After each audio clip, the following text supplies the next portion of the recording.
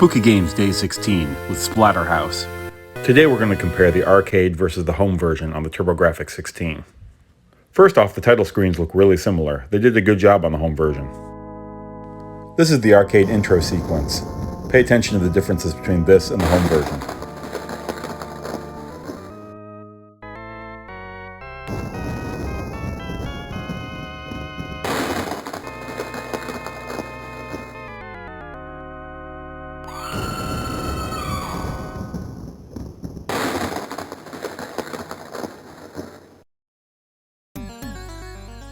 You'll see in a moment, but this sequence isn't even in the home version.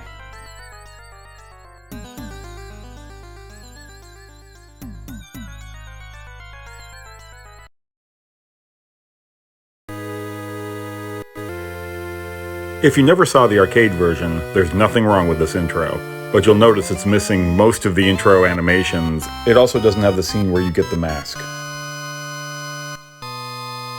Still though, for a home game at the time, this is pretty cool.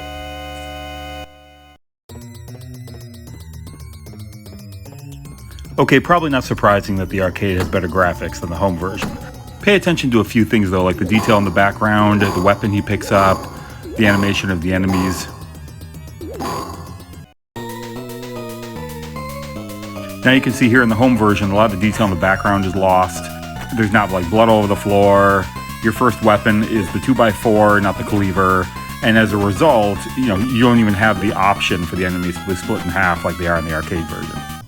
Another thing to look at is the color of his mask. You'll notice in the arcade version it's white, kind of like Jason Voorhees. The background music is also a lot quieter in the arcade version.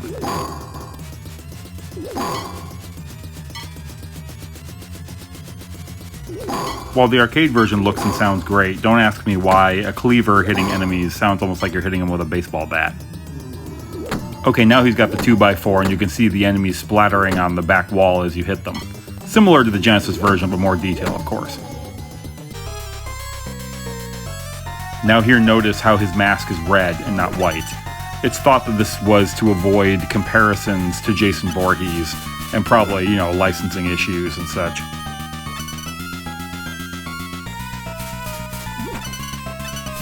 Overall, I think they did a great job with the home version, even though the arcade version is superior in a lot of ways. Either way, the game is a lot of fun. If you haven't tried it, you definitely should. If you like this, follow for more spooky gaming as we count down to Halloween.